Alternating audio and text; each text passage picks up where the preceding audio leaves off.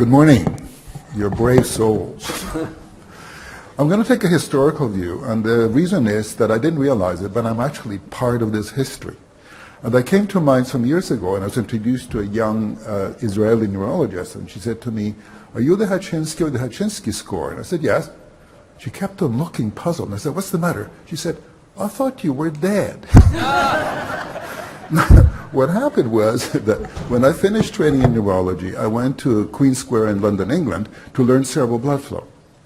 And I was only going to spend 6 months, and I wanted to do a project on acute stroke. Well, bad news. They did not admit stroke. It was not considered a neurological condition. So my professor, John Marshall, said, "Well, why don't you do a project on dementia?" And I thought, dementia? Give me a break. I had to learn some things from my exams, but I'm not interested. So finally he said, "Well, you have a choice. Take it or leave it." So I started reading the literature, and at the time, the prevailing view was that as you got older, the vessels were filled with atherosclerosis. You had a slow strangulation of the brain blood supply, and so then the neurons died and you became demented. And there was a whole industry of so-called vasodilators, allegedly because if you have a chronic ischemic state, the brain tries to compensate, and the vessels should be vasodilated, and they would not react to carbon dioxide because they're already maximally dilated. So as I read the literature, my conclusion was that when there was a vascular cause, it was caused by multiple small or large infarcts, and I called it multi-infarct dementia. But then I wanted to define it rather precisely, and I had this, the 13 items that Larry showed you. So I was going to say, okay, I have two groups. I called it primary neurodegenerative dementia because I didn't think I was smart enough to identify their subtypes. Little did I know that nobody is smarter yet to make that diagnosis. I'll give you a specific example. You probably know that ADNI is a large multi-center, multi-country study that's supposed to study Alzheimer's disease. The first 22 autopsies that alleged that the patient had Alzheimer's disease, only 4 of those have pure Alzheimer's disease. So we're really no better off. We're not that smart. So we have to accept reality that as Larry pointed out, it's multiple pathologies and interactive pathologies. So going back to the study, so I compared these two groups, and I showed that the reactivity was normal in both. So that was a big setback for the vasodilator industry.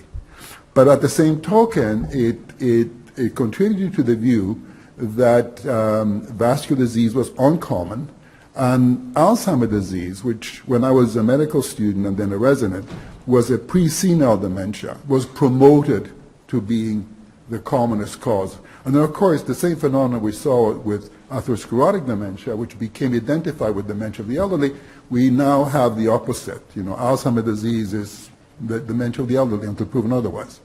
So one of the intriguing things for me was that this little score began to be used quite widely, and it seemed to differentiate very well pure Alzheimer's disease or pure degenerative dementia from multi-infarct dementia. But it couldn't tell the difference between mixed dementia, both pathologies, or pure vascular dementia. And so I started wondering whether in reality both pathologies were prevailing. So now let me first of all talk about the realities that now are pretty evident, and then I'll tell you about one practical approach till we sort everything out. Well, first of all, I'm going to make a statement you probably never heard before. The commonest outcome of cerebrovascular disease is not stroke, it's cognitive impairment. And here's evidence for it. This is from the Rotterdam study, and it shows you in red the number of clinical infarcts, and in blue, silent infarcts. That's a misnomer because if you examine these patients, they often have cognitive impairment, specifically difficulties in processing speed, and then also in executive dysfunction. So this is the reality. And silent strokes are very common. In the Framingham study, by the age of 63, 1 in 10 people have silent infarcts. As age increases, they have more and more. And so this is a very predominant condition. So that's reality. And there are other studies. I'm giving you one, not to overwhelm you. But by now it's quite clear that microvascular and so-called silent infarcts are the predominant type of vascular brain problems. Now, here's the other reality. And again, this is based on 6,205 autopsies. You know, this is not a small sample. And what it shows you that all major dementias have a vascular component, ranging from 61% for the frontotemporal dementias to 80% in Alzheimer's disease. And here's the really crucial point. The presence of a vascular component doubles the chances of manifesting as dementia. Because many old people go to their graves for some other reason, and they have Alzheimer's pathology and they have vascular pathology, and nothing happens. In other words, it doesn't seem to affect their cognitive capacity. So knowing now that vascular disease is extremely common, that Alzheimer's pathology is common, and that these interact, you know, how can we go forward? Now, another point worth emphasizing is that the older the individual is, the more likely that individual is to have a vascular component.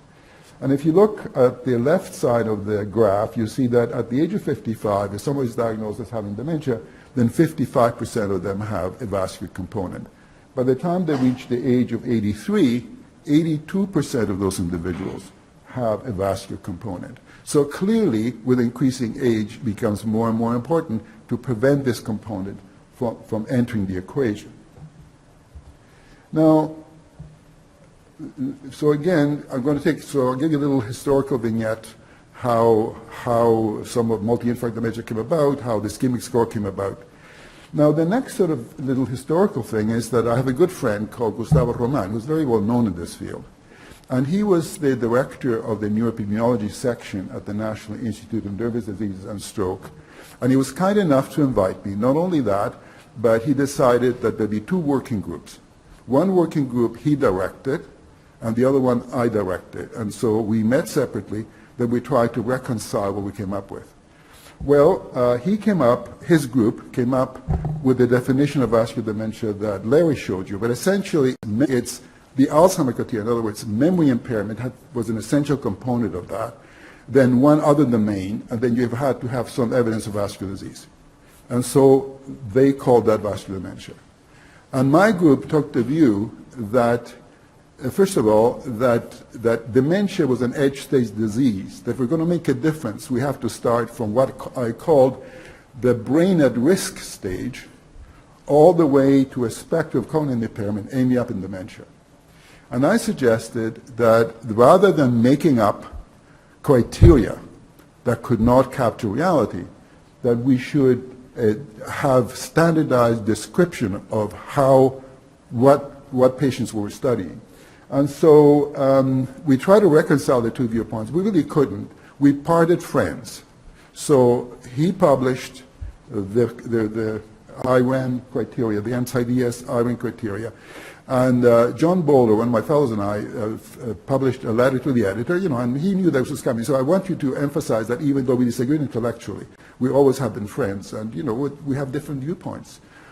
Since those days, Dr. Roman has changed the criteria, not making memory an essential component, because by now it's obvious that just like episodic memory is the hallmark of Alzheimer's pathology, executive dysfunction is the hallmark of cerebrovascular disease. So then after that letter to the editor in neurology, I actually published an article called Vascular Dementia Radical Redefinition. And then I elaborated a little bit more what we meant by vascular cognitive impairment. Now, vascular cognitive impairment is any impairment associated with or caused by a vascular factor. And I emphasize this is not an entity. It is an approach. And some people, again, try to create criteria for vascular cognitive impairment. I say, for heaven's sake, don't do it. That's my term. Don't spoil it. It hasn't stopped people from doing it, by the way. And then I quote them a Canadian rock group called Rush. And they say, you can bend perceptions, but reality won't budge. And some people still try to put in pigeonholes this complex, this complex interactive pathologies in some sort of label. Now, I'll come back to having labels. We need those for billing and et cetera. But let's accept that the reality is that you have multiple pathologies, that they're interactive, and the vascular component is treatable. And so the big emphasis is here is there is something we can do about delaying, preventing, or modifying dementia. So the next sort of historical thing happened is that there was a woman called Gabrielle LeBlanc, who was the head of neurogenetics at the National Institute of Neurological Diseases.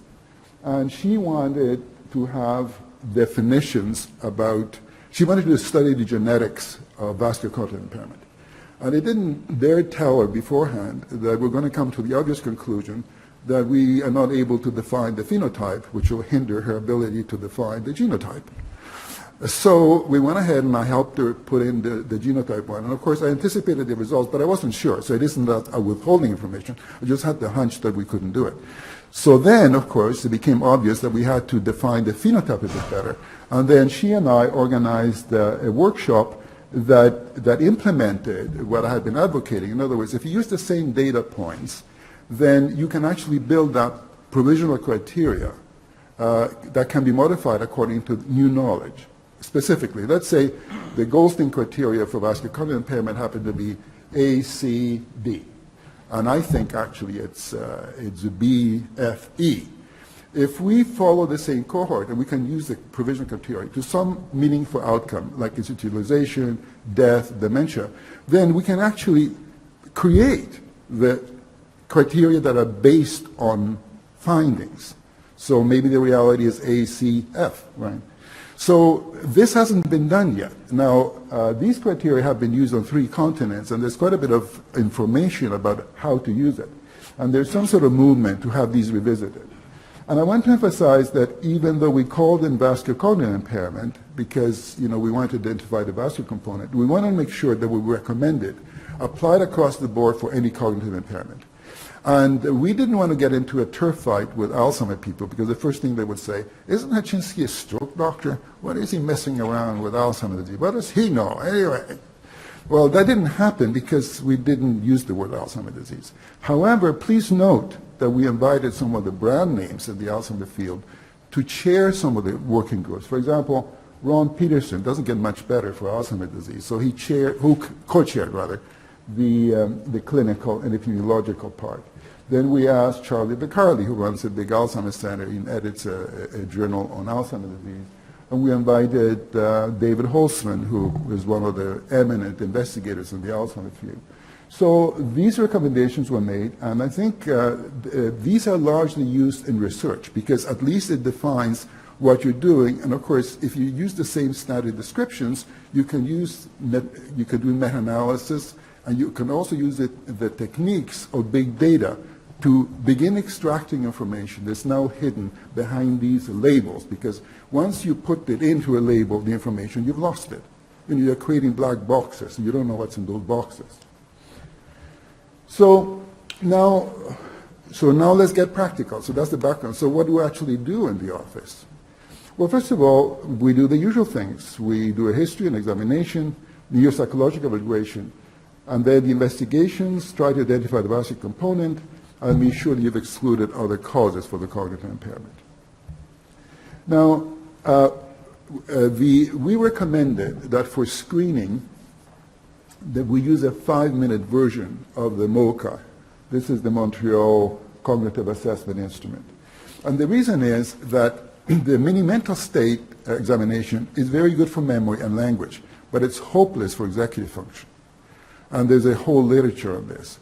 Specifically, only 1 of the 30 items of the mini mental examination actually refer to executive function, whereas 5 out of the 30 in the MoCA refer to executive function. And as I pointed out, and there's a literature, executive dysfunction seems to be the first manifestation of cerebrovascular disease.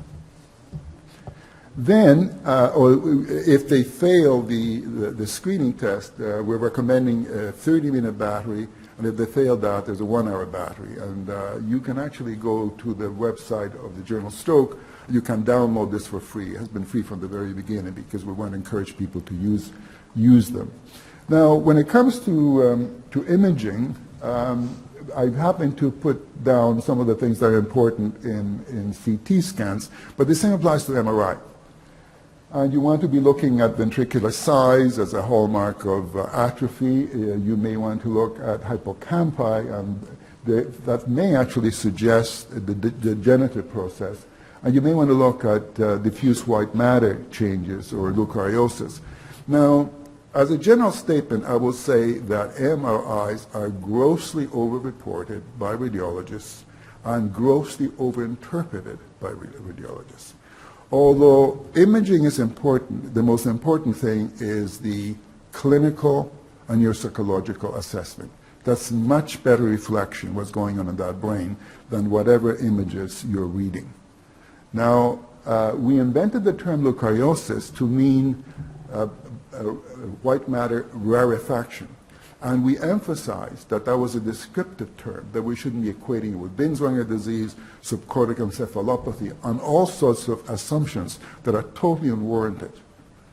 So by all means, imaging, well, you can exclude other causes as well, communicating hydrocephalus, brain tumors, subdural hematomas. So certainly imaging is important. And interestingly enough, CT scanning may be more sensitive to real pathology than MRI because MRI shows us more than we can interpret. And at the University of West Ontario, when CT scan first came out, we were the first ones to show a relationship between what we call leukorrhiosis, white matter changes, and hypertension. Again, implying that you could treat or prevent white matter changes by treating vascular risk factors. Then we thought, if we have all these correlations with CT scan, if we do MRI, surely we'll have stronger correlation. It was the opposite. All the significance was washed out because of the many, many artifacts, not artifacts, things that we can see but cannot interpret. Again, the evaluation, so I think I've already described that. Now, it turns out that the ischemic score has been used very widely. It's been quoted more than 2,500 times in the literature. But it's mainly been used to actually identify the vascular component. Well, they use it mainly to identify pure pure neurodegeneration or pure Alzheimer's disease.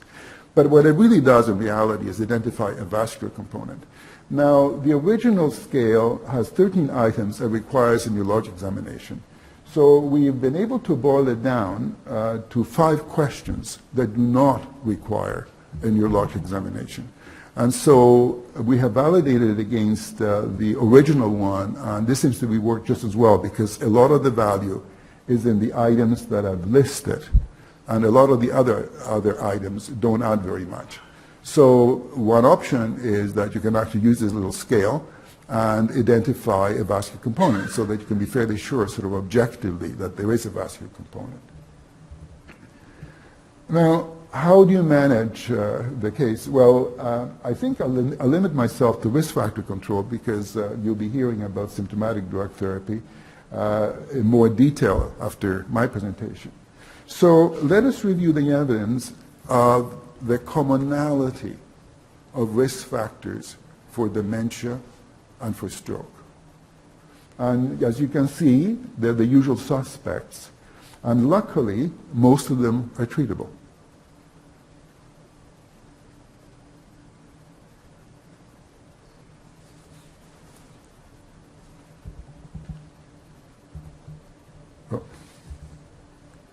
Now, the other thing that is not appreciated widely is that the vascular risk factors are also risk factors for the Alzheimer's process. And I just summed up in one table a lot of evidence that's dispersed in the literature. You see, the problem is that if you specialize, you don't particularly read the literature somewhere else. Now, we are particularly interested in the interaction, and you can see that increased blood pressure increases deposition of beta amyloid, especially if they have the ApoE4 allele. And the first paper I quote there, what she described were changes in individuals in the community who were not demented. So she found that if they were hypertensive, they had a much higher rate of deposition of amyloid. However, if the hypertension was treated, then the rate of deposition decreased. So you can see that by treating vascular risk factors, not only are you protecting the vessels, you're slowing down the process of Alzheimer's disease. So the next one, it isn't only blood pressure, but pulse pressure that seems to be important in accelerating the deposition of amyloid and tau protein. And then arterial stiffness also plays a role in beta amyloid. And then in another area, homocysteine levels are associated with tau deposition at autopsy. The higher the homocysteine in life, the higher the likelihood they'll have tau deposition at autopsy. So as you can see, that treating the vascular risk factors has a double beneficial effect. It protects the vessels, protects you against stroke, but also may slow the Alzheimer process. Now, we're particularly interested, well, again, I remind you about, how many of you have heard of the NUN study? There's a NUN study? Okay, all right. Then I'll remind you, because half haven't. Well, the NUN study, first of all, they had a very high autopsy rate because the nuns had promised their brains when they died. So what was found is that only 57% of the nuns that had a pathological diagnosis of Alzheimer's disease actually had any cognitive impairment in life. Again, it tells you what Larry told you before, that pathology may be a gold standard, but it's only 12 carats. So even autopsy is not the ultimate answer. But anyway, if in addition to the pathological diagnosis of Alzheimer's disease, they had a cortical infarct, then 75% of them had cognitive impairment in life. And interestingly enough, if they had one or more deep brain infarcts, so-called lacunar infarcts, then 93% of them did. So my colleague David Cecchero and we had a joint graduate student called Sean Whitehead, who's now my colleague, decided to create a model where we look at this interaction. We found it strange that one little infarct in the basal ganglia would produce, such a widespread effect. So what we did is we had an Alzheimer model, in other words, a rat that had amyloid in the brain. And we found that if they had amyloid in the brain, they had difficulty learning and they had difficulty remembering on a test called the Barnes platform. If we produce a little striatal stroke, it made no difference to the learning or to the remembering. However, if you combine the two, all of a sudden there was sort of an amazing catalytic process whereby there was the animals had greater difficulty learning, they had greater difficulty remembering, and just like people, they deteriorated more quickly. Now, the good news was that we were able to look at them histologically, look at them behaviorally. And what this slide shows you is that in the black bar is the amount of inflammation that occurs in control animals. And as you can see, after 28 days, the inflammation has subsided. However, if they have amyloid in the brain, this is now the gray bars, then the inflammation is greater to begin with, and instead of settling down, it flares. And this is associated with the behavioral deterioration. Now, the good news is that we can prevent a lot of these effects by giving anti-inflammatory agents. And now we're in the process of modeling which anti-inflammatory agent giving at what dose has what effect, with the idea that we want to build up the scientific basis for doing a clinical trial. Now, one of the things that has occurred recently, which I think is very important and highly relevant to what we're talking about this morning, is that hypertension is the single most powerful, treatable risk factor for both stroke and dementia.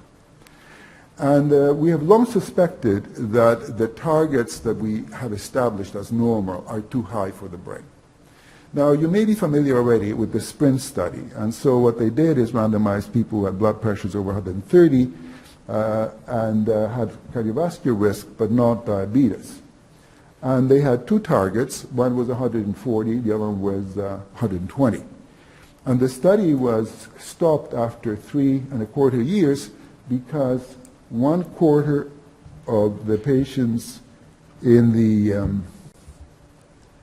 1/4 of the patients in the higher target group died as compared to the lower target group, and similarly, the number of strokes and heart attacks was 1/4 larger in the ones with the higher target blood pressure.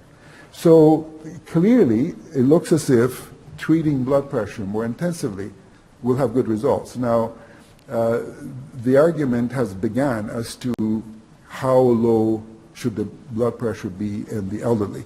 Again, we can save this for the ending, but a general statement I'll make: you want to have the blood pressure as low as tolerable, but don't correct it overnight. After all, people develop blood pressure increases over years. Don't try to do it in a week. So we can have a discussion as to what the balance is, but nevertheless, this is an important message here. We probably are not treating hypertension vigorously enough. Now, we are very much information oriented, and the bulk of prevention is giving information. I have bad news for you. Information by itself doesn't work. How many of you have made New Year resolutions? Dare you admit to it? How many have made New Year resolutions? Nobody? Okay, how many have succeeded? Thank you. I made it, my last New Year resolution was not to make any. So we don't pay attention to motivation. There's a whole literature out there. So saying, depending on your personality and depending on what stage you're in, you have to have different messages. You have to have motivation. And it is said that there's a bit of indirect evidence that if you do it with someone else, that you have a better success rate. And then the final thing is enablement. In other words, a paper that I've asked to review, I won't tell you, I can tell you about the paper because I think it will be published, almost certainly. But I don't want to tell you the journal because, I may be giving away something that I shouldn't. But this is actually a global view on stroke prevention. And the main message that I got out of it, apart from the fact of the risk factors that we know about, pollution is coming to be a very strong determinant of stroke incidence. Now that is new. So when I'm talking about the 3 steps, you need to know about the risk, the information, you need to have motivation, and then you have to pay attention to the environment. So some things that we think have nothing to do with us, like global warming or pollution or another thing, as physicians, it actually concerns us because not only does it damage the lungs, it also damages the mind and produces strokes. Now, there's also some encouraging, at least one encouraging study that suggests that if we control the risk factors, that you may actually make a difference to cognition. And what they did is they randomized 1,200 individuals to either to getting advice, or having a multimodal intervention, physical exercise, mental stimulation, diet advice, and social engagement. And what you can see is that there was an improvement in both groups, but particularly in processing speed and executive function, which, as I shared with you before, is the hallmark of cerebrovascular disease. So is there any evidence that controlling risk factors makes a difference in preventing dementia? Well, we may have some further evidence. The evidence is on a study that is being conducted by Richard Chan, who's in the middle there, and to his right is Cheryl Myers, a nurse, and of course you can recognize them on the left. We are his academic godparents. And what this study is about is on the theory that if you want to change human behavior, one of the most powerful agents is another interested human beings.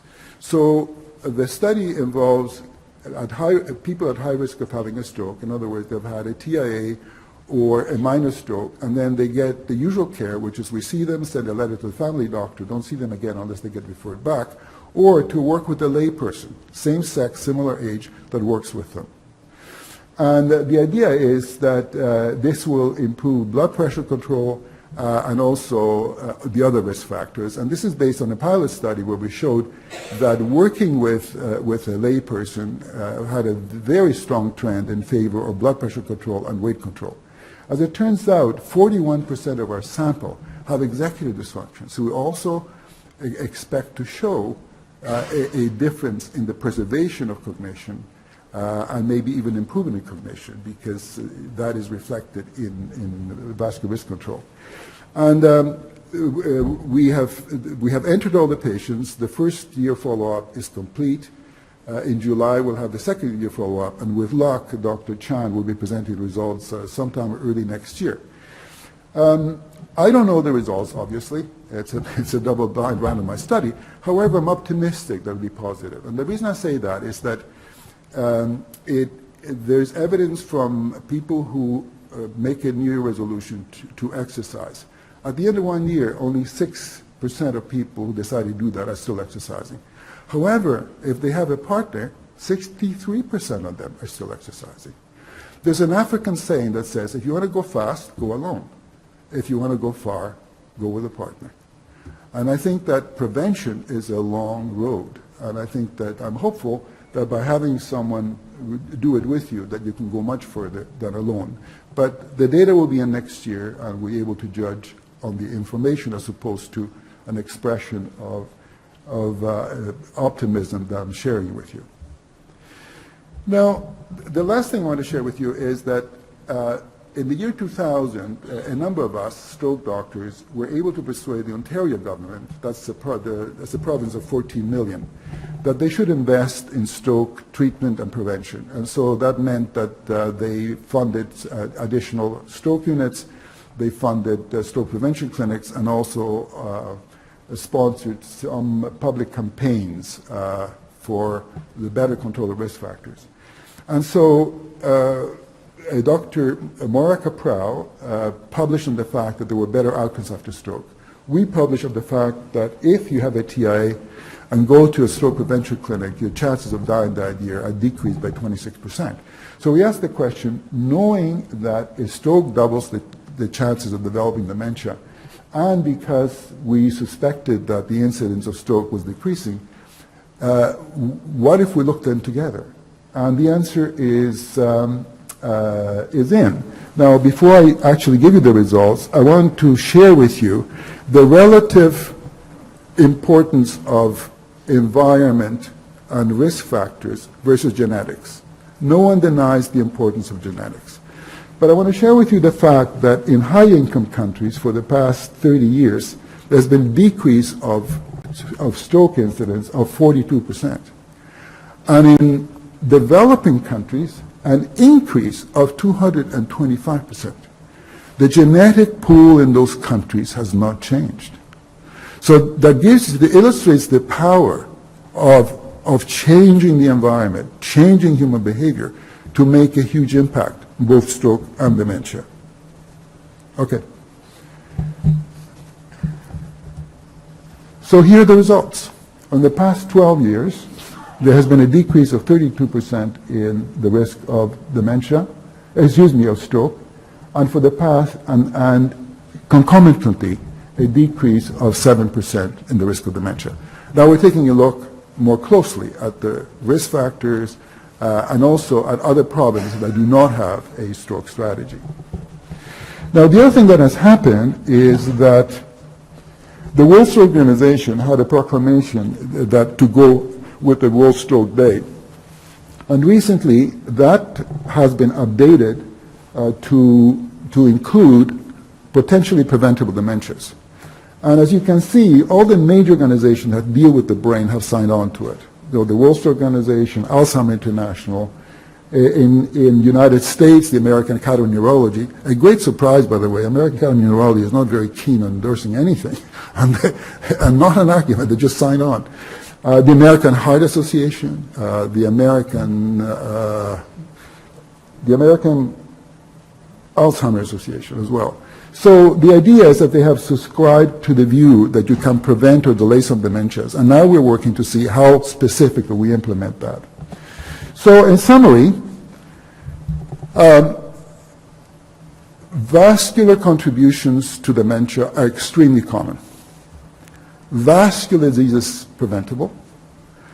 So at the individual level, identify the vascular component and treat it. Thank you very much. Thank you. Yes, take the questions over. Any, we have left a few minutes just for questions specifically with Dr. Jaczynski now, and then again we'll have some time for questions at the end as well. Yes, Yes, ma'am. My internal medicine colleagues tell me that the most recent guidelines for hypertension control for the most elderly individuals has been loosened somewhat. Can you comment on that? Yeah, I don't know what they're recommending. What are they recommending?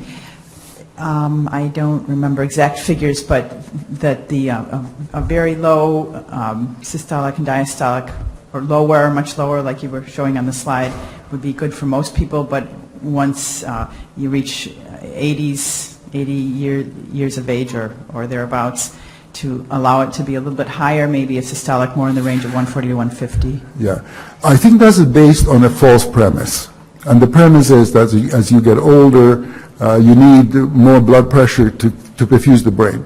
Now, the reality is that most elderly people have autoregulation. In other words, they can, within certain limits, they can maintain that blood pressure. And unless they're having episodes of hypotension or dizziness, I would lower the blood pressure slowly to a tolerable limit. Interesting enough, I was at a meeting of an Alzheimer's Association, and there was a fellow from the Rotterdam study, a epidemiological study, and he was showing how, as you get older, that making the point that you have to perfuse the brain. And I told them that, most people have autoregulation that they actually maintain within the limits. And he said to me in a very arrogant way, he said, what's the evidence for that? I said, Bayliss, American Journal of Physiology, 903. Yes, sir. No, you were second. Yes. Yes, sir. Yeah, you mentioned, about how MRI gives you too much information. I guess my question is, can you really make a diagnosis of vascular dementia in a patient that has really completely normal imaging? I mean, zero sign of any ischemic change on CT or MRI.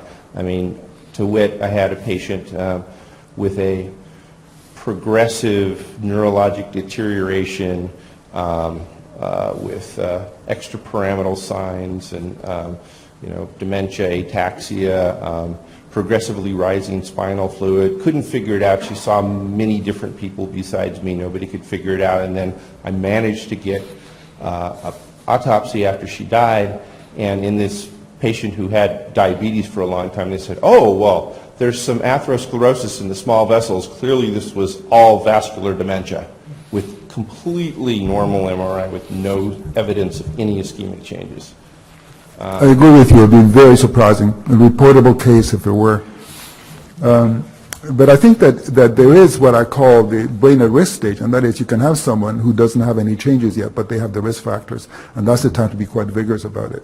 And I think we have this obsession on making a diagnosis. Well, I know one has to make a diagnosis in order to be paid or for statistical purposes, but I'm no big rush to make a diagnosis. I can say, look, these are some age-related changes.